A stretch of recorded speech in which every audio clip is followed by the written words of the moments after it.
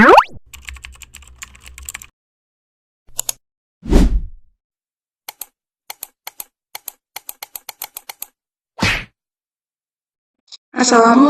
warahmatullahi wabarakatuh. Hai semuanya, balik lagi sama aku, Niva Martiana, biasa dipanggil Niva. Nah, siap-siap, hari ini kita nggak cuma bahas teori, tapi kita akan membahas satu hal yang paling fundamental di dunia teknologi, yang kita pakai 24/7. Yap, aku bicara tentang networking models. Kalian pernah mikir nggak sih, kok bisa ya? Kita video call sama teman, streaming film 4K, atau bahkan main game bareng tanpa lag. Siapa sih yang ngatur semua datanya biar nggak tabrakan di jalan? Nah, jawabannya ada di dua model superhero jaringan kita. Oscillator yang punya 7 angka super detail, dan TCP/IP yang jadi nyawanya internet. Kita akan bedah mereka lapis demi lapis. Nah, jangan skip video ini ya. Jadi, apa aja sih yang bakal aku bahas di sini? Nah, yang akan dibahas di sini itu yang pertama ada konsep, dan yang kedua ada TCP/IP models, dan yang ketiga ada encapsulation and decapsulation, dan yang keempat atau terakhir itu ada oscillator models. Nah, kita akan masuk ke bagian konsep. Saat kita bicara tentang networking model, itu kita pasti identik dengan jaringan komputer, yang dimana kita mengetahui bagaimana langkah yang tepat untuk memasuki vendor jaringan, baik jaringan apapun itu, kita harus menguatkan basic fundamental dari jaringan komputer kita terlebih dahulu ya teman-teman. Karena pada dasarnya, jaringan komputer mengacu pada perangkat komputasi yang saling terhubung serta dapat bertukar data dan berbagi sumber daya satu sama lain. Dan untuk terjalinnya proses bertukar data tersebut diperlukannya aturan yang mendefinisikan bagaimana kumpulan komputer agar bisa saling komunikasi. Sedangkan networking model sendiri itu apa sih kalau kalian pengen tahu? Nah, networking model adalah model jaringan atau sering disebut arsitektur jaringan. Adalah kerangka kerja konseptual berlapis yang mendefinisikan standar dan protokol atau aturan untuk komunikasi antara dua atau lebih sistem komputer. Tujuan utama dari networking model sendiri yaitu untuk memungkinkan berbagai jenis perangkat keras dan perangkat lunak untuk bisa berkomunikasi secara universal. Aturan tersebutlah yang disebut dengan networking models. Jadi, bagaimana setiap vendor dapat saling berkomunikasi dengan open standard networking model yang tersedia. Dan untuk saat ini, open standard networking model yang tersedia dan terkenal ada dua, yaitu TCP/IP model dan OSI model. Nah, kita akan masuk sebelum networking model lahir. Sebelum networking model lahir, setiap vendor membuat networking modelnya sendiri, dan pada tahun 1974, IBM membuat sistem arsitektur jaringan, atau biasa disebut dengan SNA. Nah, ketika para vendor sudah punya networking modelnya sendiri, itu akan timbul masalah. Kenapa menjadi masalah? Masalahnya, mereka akan kesulitan menghubungkan antar vendor karena mereka sudah memiliki networking modelnya sendiri-sendiri. Maka dari itu, tujuan networking model adalah untuk menjembatani atau menjadi penghubung antar vendor. Jadi, tiap vendor hanya pakai satu networking model, entah itu tipe OSI model atau TCP/IP model. Dan setelah semua vendor menggunakan networking model yang sama, yaitu TCP/IP, semua vendor menggunakan networking model yang sama, mereka dapat berkomunikasi antara satu dan yang lainnya. Itu ketika sudah terlahirnya networking model. Nah, selanjutnya ada jenis networking model. Yang pertama ada OSI model yang dibuat oleh International Organization for Standardization atau ISO. Dan yang kedua ada TCP/IP model dibuat oleh US Department of Defense (DoD). Saat ini yang paling banyak digunakan adalah konsep TCP/IP model. Sebenarnya keduanya sama aja sih, tapi OSI model itu biasanya digunakan untuk media pembelajaran, tapi tujuan keduanya itu sama kok, untuk koneksi antar vendor. Setelah itu kita masuk ke bagian TCP/IP model. TCP/IP model merupakan jenis networking model yang saat ini common digunakan atau sering digunakan. Jadi, TCP/IP mendefinisikan suatu protokol agar antar komputer itu bisa terhubung. Utamanya yang berbeda network itu bisa saling komunikasi satu sama lain. Untuk membantu dalam memahami, setiap networking model itu dipecah dan dipisahkan menjadi bagian-bagian kecil yang disebut sebagai layer. Secara dokumentasinya, TCP/IP model terdiri dari 4 layer. Namun penerapan dalam real network, TCP/IP model lebih mudah untuk dibagi menjadi 5 layer. Nah, yang 4 layer itu ada application, transport, internet, dan network access. Sedangkan yang 5 layer itu ada application, transport, network, data link, dan physical. Nah, saya akan bahas satu persatu nih ya. Apa aja sih yang 5 layer itu, mulai dari application, transport, network, data link, sampai physical.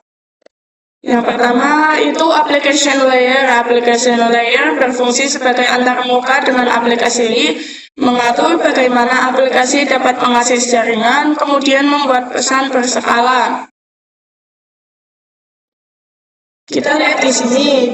Di networking model, jaringan komputer adalah salah satu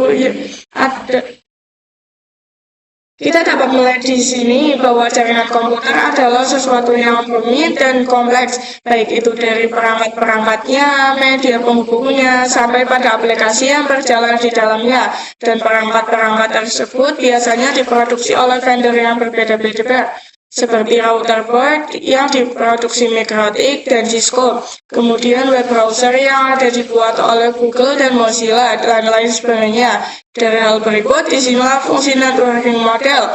Perannya adalah untuk memisahkan fungsi jaringan komputer tersebut.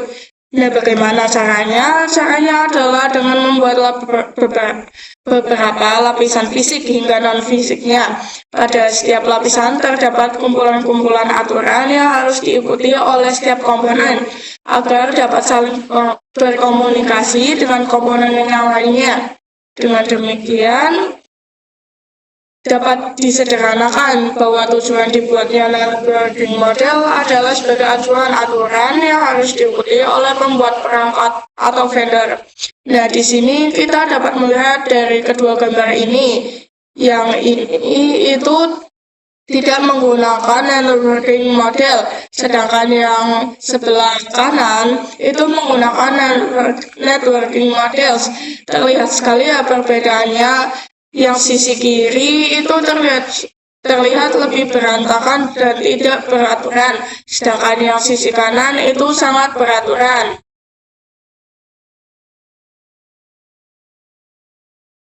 Nah, pada networking model, tiap fungsi jaringan komputer sudah berjalan dengan aturannya, bukan hanya untuk vendor. Kita juga sebagai pengguna lebih dimudahkan dalam memahami. Di antara contoh service dari application layer itu seperti HTTP, POP3, SMTP, IMAP, SSH, dan sebagainya macamnya. Kita ambil contoh yaitu HTTP. HTTP itu digunakan saat kita mengakses suatu web server. Seperti tadi saat kita mengakses web, nah webnya itu menggunakan HTTP. Kemudian ini adalah contoh untuk application layer. Saat kita jadi pengguna, kita mengakses suatu web. Nah, dan webnya itu masih pakai HTTP. Nah, suatu web kan di baliknya ada web server. Si web server itu yang merequest jawabannya atau mereply di HTTP reader. Di dalamnya juga masih ada banyak data informasi seperti status. Nah, status itu ada dua jenis. 200 OK berarti tandanya berhasil atau replay, dan 404 not found berarti gagal atau tidak bisa dimuat atau biasa disebut timeout. Setelah itu ada TCP IP Transport Layer. Nah, ini tuh yang layer kedua. Fungsi dari transport layer adalah menyajikan atau memberikan service ke application layer atau transfer data. Untuk transport layer terdapat dua protokol yang sering digunakan, yaitu TCP dan UDP. Salah satu mekanisme yang disediakan oleh transport layer, khususnya pada TCP, itu adalah error recovery mechanism. Dan untuk perbedaannya kalian bisa baca sendiri di sini atau bisa kalian searching langsung di browser atau internet. Nah, fungsi transport layer itu sendiri itu sudah diketahui untuk menyajikan atau memberi service lewat transfer data. Nah, selanjutnya di sini itu ada cara kerja TCP error recovery. Nah, saat ada klien melakukan request ke suatu web, akan ada tambahan dengan TCP header yang akan dibungkus menjadi segmen yang akan ditransport ke perangkat jaringan. Dan mungkin saja respon yang diberikan oleh web server itu terdapat error di jalan tengah. Artinya sudah banyak komunikasi dan si webnya itu sudah tidak mencukupi atau menampung, makanya terjadi error. Ini adalah contoh TCP, sedangkan UDP itu tidak peduli saat ada klien melakukan replay di HTTP web server. Dan jika ada error atau semacamnya, UDP tidak peduli dan akan langsung dikirimkan ke klien. Biasanya UDP itu digunakan untuk video streaming, game, atau yang lainnya.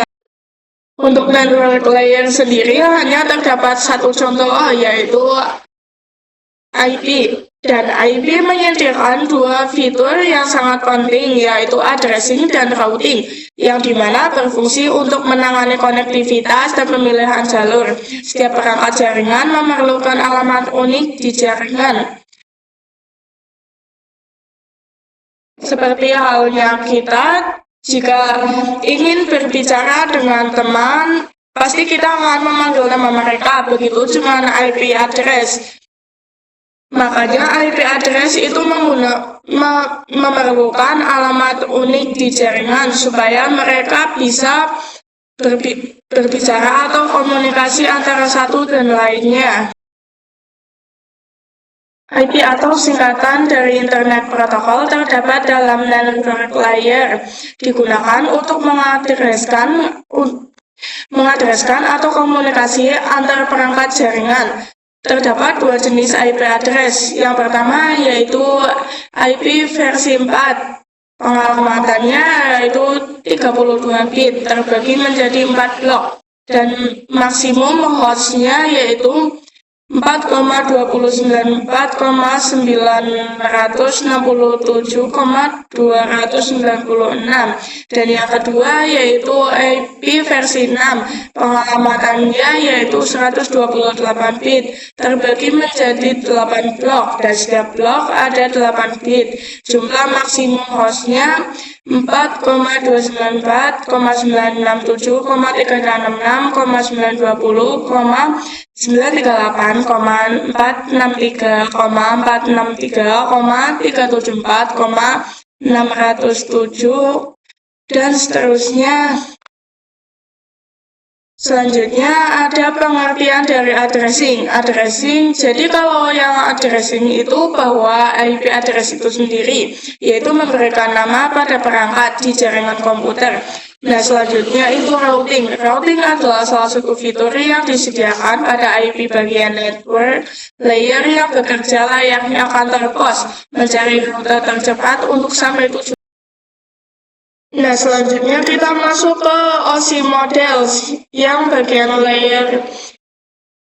Jika TCP/IP ada 5 layer, sedangkan di OC model itu ada 7 layer. Yang pertama yaitu application layer, yang kedua presentation layer, yang ketiga session layer, yang keempat transport layer, yang kelima network layer, dan keenam data link layer, terakhir physical layer. Nah, lower layer adalah layer yang berkaitan dengan user interface, data formatting, dan communication session. Upper layer yaitu layer yang berkaitan dengan bagaimana data itu berjalan. Nah, berikut ini adalah perbedaan gambar layer antara OC model layer dan TCP/IP model layer. Nah, teman-teman, itu dia perjalanan kita yang seru menelusuri seluk-beluk networking model dari OC yang berlapis-lapis sampai TCP/IP yang menjadi pusatnya internet modern yang sudah kita lihat bagaimana semua ini bekerja bareng-bareng. Terima kasih banyak atas perhatian dan semangatnya. Sekarang saatnya kita terhubung dan membuat jaringan-jaringan hebat lainnya. See you!